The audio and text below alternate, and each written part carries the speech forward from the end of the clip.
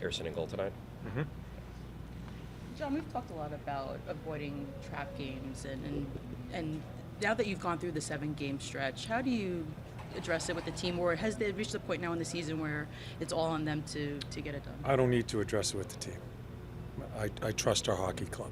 They know the situation we're in, and I trust our team. I'm not going to insult them. What do you see from the Habs and the compete level, even though they're not fighting for a playoff spot? Don't even watch them. No? No, I don't even watch them. I just watch our team. Okay. I have to ask a question regarding the Sean Couturier. Just wondering, what did you think No. of the way he replied after being I'm not talking about that. I didn't talk with these guys. I'm not going to talk about it with you. Okay. With regards to the Rangers game, the first 2 periods you guys played a really tight defensive style, kind of kept them from generating a lot of shots and chances. The third gets a little bit more wide open. Were you, I guess, is that not what you wanted, or were you almost relieved that you guys can play that wide open style and hang with a team? Well, like I don't think we were wide open. We only gave up 7 shots, or 8 shots in the period. A couple of fluky goals. They came at us pretty quickly at the beginning of the period, but again, we only gave up 8 shots in the period. I still thought from the 15-minute mark of the third period on, right on through the overtime, I think 5 shots were taken on our goal. So I don't look at it that we were loose. Pucks went in, a couple of fluky goals, but I thought we played the same way. I really liked the way we stayed with it. There wasn't panic. We kept on plugging away to stay in the game and keep coming back. So I don't look at it we were playing wide open, because we didn't really give them much. They just ended up scoring a lot of goals. Has it surprised you, I'm speaking specifically to the all-rookie pair of Ronnie Atherton and Adam Jennings, at how, I guess, quickly they've been able to integrate into a team that right now is playing really good defense? The thing that has impressed me is there's no nerves. They're not afraid to make a mistake. If they do make a mistake, they come right back out, and there's no one's in fetal position, and that's what I really respect about the guys. Yorkie playing all those minutes, he's just taken it on and met it head on, and that's what's been encouraging about how they've handled themselves in a section of games that were really good teams, and very impressive that way. Going back to Montreal, have you reached out at all with Marty? Just talk with him. Yeah, we just talked. We talked about over a half hour right before I came to see you guys. It's always great to see him, and I'm so happy with Mason and his family how things have calmed down there a little bit, and I talked to Marty right on through that, so I'm really happy his family's okay. The way, I don't want to talk about the other team, because obviously you said you didn't watch, but the way he keeps his guys engaged, how much do you feel that the passion of Marty can transpire to his team and the way they play? Yeah, he's going to be such a good coach because he wears it. I think he has one of the most interesting minds when it comes to hockey. He can't give all his thoughts to his team because he has a lot of stuff going on in there. I think we've had many conversations about that because he drove me crazy as far as how many things were going on in his mind when I coached him. I think he's going to be terrific. And just talking now before I came out to meet you guys and some of the things he's explaining to me what he's doing with his team, it's fun for me because we're at a different plane now.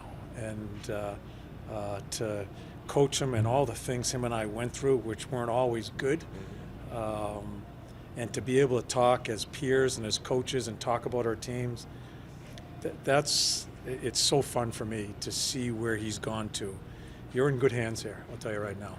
John, this to be clear, this isn't a question about tonight's lineup. It's more of a general question. But you obviously have a long-standing relation with Cam Atkinson. He's a proud player. He's been sitting for quite a while.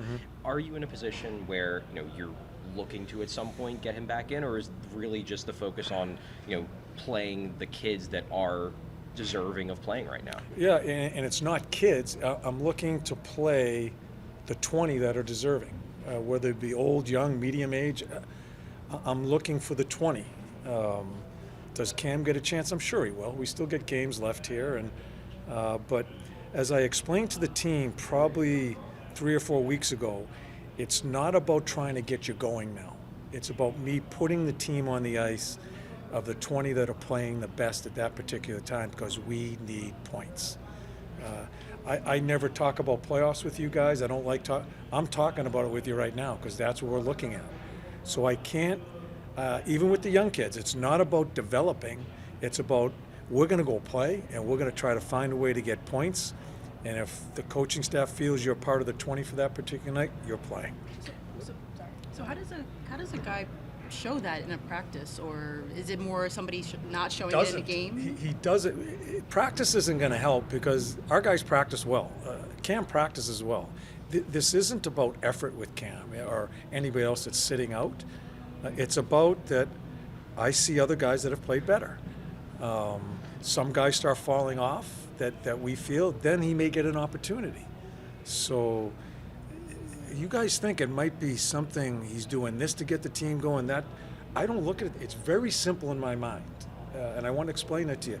There's no overthinking here. It's what we feel the best 20 are that particular night. That's what we're going to go with. What Thank you. does Ryan Billin done in order to get Aldo that playing time, especially? He's earned it. He's earned it because of the way his game is elevated throughout the year. He started as a penciled-in fourth-line center.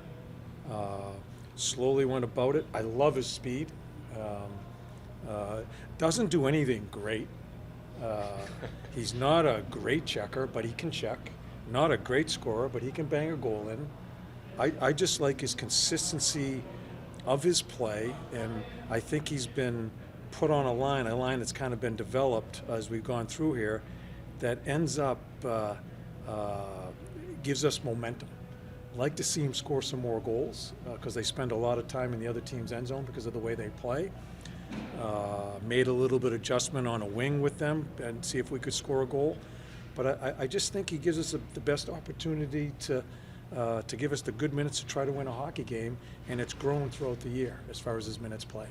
Last one for me, and you might have discussed this lately, locally. I've noticed that sometimes it's Bradshaw who does the post-game interview with media. I was just curious to know, and I know you did it last year as well. What's behind it? Yeah, there's nothing behind it. I had family, a couple times I've had family, and I spend enough time with you guys throughout the year. If I have family at the building, I'm not losing a minute spending time with them, and that's when you guys are going to have to talk to someone else. So that explains it to you guys too, okay? Yeah, if I have family there, I'm going to see my family that I have not seen a whole bunch of, and if I'm not going to wait around a few minutes after the game, I'm going to go see them right away.